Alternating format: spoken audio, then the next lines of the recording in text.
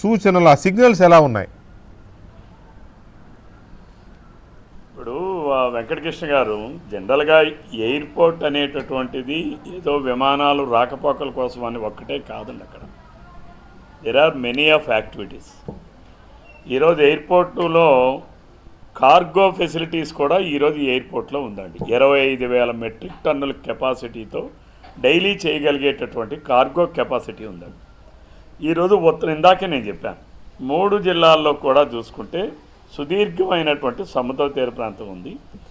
ఈరోజు మా వాళ్ళు చేపలు పట్టేటటువంటి వాళ్ళు సరైనటువంటి కార్గో ఫెసిలిటీస్ కానీ ఎక్స్పోర్ట్ ఫెసిలిటీస్ లేక ఎంతకొస్తే అంతకు అమ్ముకునేటటువంటి పరిస్థితులు ఉన్నాయి. ఈరోజు ప్రతి దగ్గర కూడా కార్గో ఫెసిలిటీ పెరిగితే, ఉత్పత్తులు పెరిగితే, ఎక్స్పోర్ట్ పెరిగితే తప్పనిసరిగా ఇక్కడ ఉన్నటువంటి ఏదైతే మత్స్యకార కుటుంబాలు ఉన్నాయో, ఏదైతే సముద్రం మీద వేట చేసేటటువంటి వాళ్ళు ఉన్నారో వారందరికీ ప్రయోజనాలు కలుగుతాయి. అంతేకాకుండా ప్రధానంగా రైతులకు సంబంధించి కానీ మనం మాట్లాడితే అండి, ఈరోజు మా ప్రాంతంలో పండించేటటువంటి ఉత్పత్తులు సేంద్రియ వ్యవసాయ విధానం చేసేటటువంటి ప్రాంతాల్లో కూడా చూసుకుంటే ఉత్తరాంధ్ర ప్రాంతం గణనీయంగా ఉంది. కానీ మార్కెటింగ్ ఫెసిలిటీస్ కానీ మార్కెటింగ్లో అంత ఎక్కువగా రాలేదు. ఈరోజు ఇటువంటి కార్గో ఫెసిలిటీ వస్తాయి. ఈరోజు బెంగళూరు నుంచి మనం చూస్తున్నాం, ప్రతిరోజు కూడా అక్కడి నుంచి పాలు వెళ్తాయి, పువ్వులు వెళ్తాయి, కాయగూరలు వెళ్తాయి, అన్ని రకాలైనటువంటి ఉత్పత్తులు కూడా వ్యవసాయ ఉత్పత్తులు ఈరోజు బెంగళూరు ఎయిర్పోర్ట్ నుంచి అనేక దేశాలకు వెళ్తూ ఉన్నాయి. అటువంటి పరిస్థితులు రేపు ఇక్కడ ఉన్నటువంటి భోగాపురం ఎయిర్పోర్ట్ నుంచి కూడా ఫెసిలిటీస్ వచ్చేటటువంటి పరిస్థితులు ఉన్నాయి. అంతేకాకుండా ఈరోజు ఇక్కడ ఎంఆర్ఓ వస్తుంది. అంటే ఎంఆర్ఓ అని అంటే మెయింటెనెన్స్, రిపేర్స్ అండ్ ఓవర్హాలింగ్ ఉంది. అలాగే లాజిస్టిక్స్ పార్కులు ఉన్నాయి. హాస్పిటాలిటీ, ఏరోట్రోపోలిస్ అభివృద్ధికి ఈ ఎయిర్పోర్ట్ కేంద్రంగా ఉంది. అంతేకాకుండా ఏరో యూనివర్సిటీ 136 ఏకర్స్లో ఏరో యూనివర్సిటీని స్థాపిస్తున్నారు.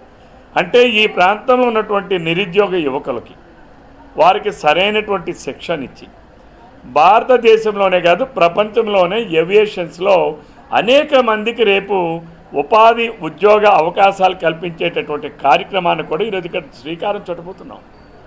ఈరోజు ఏరో యూనివర్సిటీ వస్తుంది అంటే దాని అర్థం రాబోయే రోజుల్లో చూస్తే we are expecting not less than 1.8 lakhs employment only ఈ అనుబంధ విభాగాలు, ఎయిర్పోర్టు అనుబంధ విభాగాలు, అనుబంధ కార్యక్రమాల ద్వారా వచ్చేటటువంటి ఎంప్లాయ్మెంట్ వీఆర్ ఎక్స్పెక్టింగ్ 1.83 lakhs ఆఫ్ ఎంప్లాయ్మెంట్ రాబోతూ ఉంది. ఇది అంటే ఇక్కడ ఉన్నటువంటి నిరుద్యోగ యువకులకు కావచ్చు, రైతాంగానికి కావచ్చు, ఒక ఫిషరీస్ చేపల వృత్తిగా చేసేటటువంటి వాళ్ళకి కావచ్చు, ఎక్స్పోర్ట్ ఈరోజు ఇక్కడ మాకు క్యాజు ఉందండి.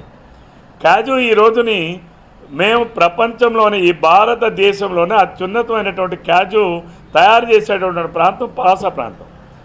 ఈరోజు ఇటువంటి మనకి ఎప్పుడైతే కార్గో ఫెసిలిటీస్ వస్తాయో తప్పనిసరిగా విదేశాలకు కూడా ఎక్స్పోర్ట్ చేసేటటువంటి పరిస్థితులు వస్తాయి. అంటే దీనివలన ఈ ప్రాంత రైతాంగానికి కానీ, ఈ ప్రాంతంలో ఉన్నటువంటి వ్యాపారస్తులకు కానీ, ఈ ప్రాంతంలో ఉన్నటువంటి యువతకు కానీ అనేక అవకాశాలు కల్పించబోతుంది. అందుకనే ముఖ్యమంత్రి గారు ఎప్పుడూ చెప్తుంటారు, ఇది ఎయిర్పోర్ట్ అనేది ఏదో ఫ్లైట్లు రావడం, ఫ్లైట్లు వెళ్ళడం కాదు, ఇది ఉత్తరాంధ్రకు ఒక మణిహారంగా కాబోతా ఉంది. ఈరోజు ఇక్కడ అన్ని రకాలైనటువంటి ఫెసిలిటీస్ చేసామండి. ఇక్కడ మనం ఒకసారి చూసామండి, 5 మెగావాట్ సోలార్ ప్లాంట్ ఏర్పాటు చేశారండి.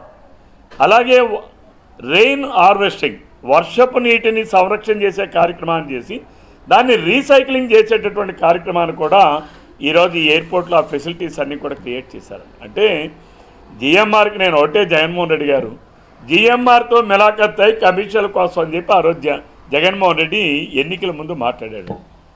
మరి 2023లో అదే జగన్మోహన్ రెడ్డి అదే జిఎంఆర్కి ఎందుకు ఇచ్చాడండి? ఏ కమిషన్ల కోసం ఇచ్చాడండి?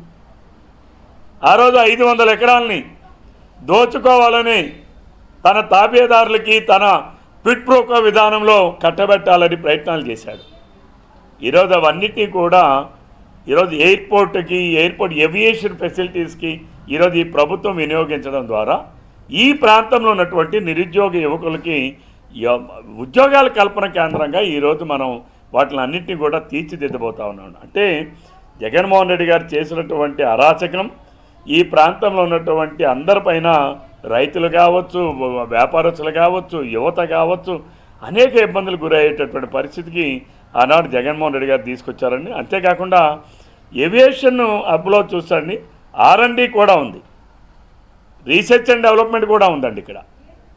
ఈరోజు ఈవెన్ మనకు ఉన్నటువంటి శంషాబాద్ ఎయిర్పోర్ట్లో కూడా ఏవియేషన్ యూనివర్సిటీ లేదు, R&D లేదు, అనేక కొత్త ఇన్నోవేషన్స్ ఏవి కూడా ఈవెన్ శంషాబాద్ ఎయిర్పోర్ట్లో లేవండి. అంటే ఆ రోజుకి అంతటి ఆలోచన చేయలేదు. కానీ కాలక్రమంలో జరిగినటువంటి పరిణామంలో ఈరోజు ఉన్నటువంటి టెక్నాలజీకి అనుసంధానంతో అనేక కార్యక్రమాలను ఈరోజు అక్కడ ఒక హబ్గా తయారు చేస్తున్నారు. ఈరోజు చంద్రబాబు నాయుడు గారు చేసేటటువంటి కార్యక్రమాన్ని ఈరోజు ఎంతోమంది అందరూ హర్షిస్తూ ఉన్నారు.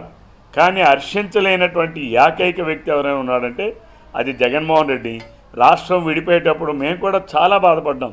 కనీసం ఒక మంచి ఎయిర్పోర్ట్ లేదు, ఒక మంచి రైల్వే స్టేషన్ లేదని బాధపడ్డాం, రైల్వే జోను లేదని బాధపడ్డాం. కానీ ఈరోజు చంద్రబాబు నాయుడు గారు కూటమి ప్రభుత్వంలో మోడీ గారి ఆశీస్సులతో, మోడీ గారి సహకారంతో ఈరోజు మనం ఈ రాష్ట్రంలో అభివృద్ధి ఒక శరవేగంగా ముందుకెళ్తున్నామనంటే పూర్తిగా కేంద్ర ప్రభుత్వ సహకారంతోనే ఈరోజు మనం ముందుకెళ్తా ఉన్నాం. ఇక్కడ నిజానికి ఇప్పుడు అమెరికా ఇరాన్ వార్ వల్ల